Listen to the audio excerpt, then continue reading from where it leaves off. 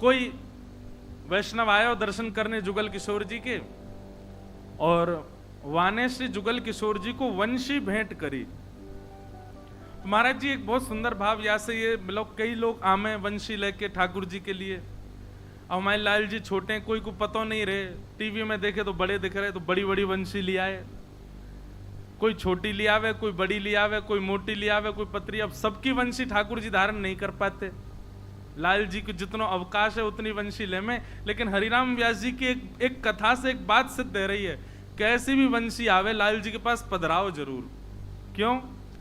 तो एक वैष्णव ने श्री जुगल किशोर जी को वंशी पधराई, सन्मुख भेंट में दी। हरिराम व्यास जी ने पर्दा करके और वो वंशी उठा करके जुगल किशोर जी की भुजा में धारण कर, तो जुगल किशोर जी के जो हस्त कमल के बीच में अवकाश था वो छोटा था थोड़ा, और वंशी वहां में भीतर जावे नहीं। हरिराम व्यास जी बोले, नेक इतनी सी नेक और पतरी होती बंसी तो सोई भीतर चली जाती। लेकिन उन्होंने मन में विचार किया, नेक ही तो अंतर है, नेक जोर लगा के देखूं, नेक जोर लगाऊं बंसी आई जाएगी। ठाकुर जी की सेवा में बंधुओं एक बात का बहुत विशेष ध्यान रखा करो, नवाते समय, अभिषेक करते समय, श्रृंगार करते समय। महाराज जी पुष्टि मार्ग में तो ऐसा भाव भी है कि अंगूठा को प्रयोग मत करो ठाकुर जी को। ये अंगूठा अगर हम ऐसे करके लाल जी को करें तो ठाकुर जी को श्रम होता है। उठावे बैठावे के काजे भले ही ऐसे हाथ कर लो, लेकिन ठाकुर जी की सेवा उंगलीनते ही करो, क्योंकि बल लगता है अंगूठे में, ठाकुर जी को श्रम हो जाएगा। इसलिए बात करें तो भाई आपकी इच्छा, आपके लाल जी को स्वरूप कैसे वाक्य अनुसार, लेकिन ठाकुर जी के श्री अंग पर ज्यादा जोर नहीं लगना चाहिए। कई लोग ठाकुर जी को मुकुट उकुट नहीं आता तो ऊपर से यूं दबा में, ठाकुर जी कहते लग गई, बेचारे कहा करे। लेकिन हरिराम व्यास जी की एक लीला सुनो। आहा, तो हरिराम व्यास जी ने जोर लगाया कि बंसी भीतर जाए। जैसे ही महाराज जी जोर लगाया, श्री जुगल किशोर जी के यहां से रक्त निकलने लगा। ओहो, वो देख करके तो व्यास जी को इतनी वेदना हो गई, तुरंत गए, रुई का फोआ लेकर के आए, घी लगाया, व्यास जी के हाथ पर जुगल किशोर जी के हाथ पर लगाने लगे। नेत्रों से रोते जाएं, रोते ही जाएं, बार बार चरणन में जय जय क्षमा कर दो, जय जय मुझ से अपराध है गयो। अब देखो, व्यास जी से सीखो। जैसे ही बोध हुआ चित्त में कि मैंने अपराध किया है, तो प्रायश्चित्त के लिए एक स्वयं को दंड भी दिया। क्या दंड दिया?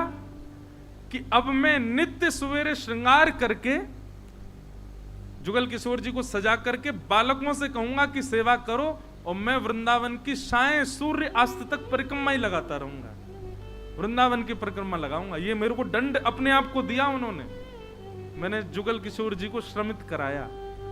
सुबह भोर में मंगला आदि करके श्रृंगार करके और श्री हरिराम व्यास जी निकल जाते और पूरे दिन वृंदावन की परिक्रमा लगाते, कुछ अन्न जल कुछ ग्रहण नहीं करते, और सूर्य अस्त जब तक नहीं हो जाता तब तक वृंदावन की परिक्रमा ही करते रहते और रोते रहते, क्षमा मांगते रहते, ठाकुर जी से मैंने अपराध कर दियो, मैंने लाल जी के लगा दी।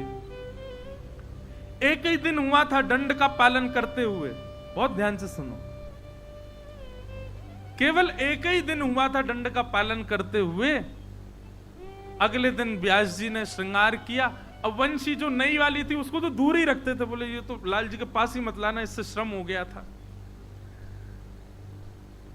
श्रृंगार करके पुत्र से बोले अब तुम सेवा करो, मैं जा रहा हूं परिक्रमा निकल। दूसरे दिन जैसे सेवा में आप परिक्रमा के लिए गए, शाम को लौट करके आए, जुगल किशोर जी का दर्शन किया, तो श्री जुगल किशोर जी ने वो बड़ी वाली बंसी वो हाथ में धारण कर रखी और मुख पर धारण करके खड़े। आपने जैसी वंशी देखी, बोले ये तो बड़ी वंशी है, ये तो वही वंशी है जो, कहीं ऐसा तो नहीं पुत्र ने जबरदस्ती श्रम करके लगा और ज्यादा दंड लग जाएगा मुख। भीतर गए, पर्दा करके जुगल किशोर जी की अब जैसी वंशी निकाली वो बड़ी सहज से बाहर आ गई, बड़ी सहज से हाथ में चली गई। बोले वादना मैंने धराई तब तो ये भीतर ही नहीं जा रही, अब तो बड़ी सहजता से ठाकुर जी धारण कर रहे हैं। इतने में श्री जुगल किशोर जी बोलन लगे। अब बोलते भाई बोले अब बंसी तो छोटी बड़ी है ना सके, मैं तो मोटो और पतलो है सकूं, या हमारे मैंने ने पतलो है गो। और या बंसी को धारण कर लियो। हे व्यास जी, अब तुम अपने आप को दंडित मत करो, मैंने बंसी धारण कर ली है। और आज भी श्री जुगल किशोर जी वही बंसी धारण करते हैं। ठाकुर जी बोले बंसी तो छोटी बड़ी ना होगी, मैं तो छोटो मोटो है सकूं, तो मैंने एक बड़ो है गो बंसी पकड़ ली मैंने। जुगल किशोर जी के इतने श्री हरिराम व्यास जी रात भर रोते रहे लाल जी के सन्मुख। जय जय, आपने कैसी कृपा की, कैसा अनुग्रह किया। बड़े आनंद में श्री हरिराम व्यास, कल पुत्री का विवाह का प्रसंग तो आप सबने सुना ही था। अब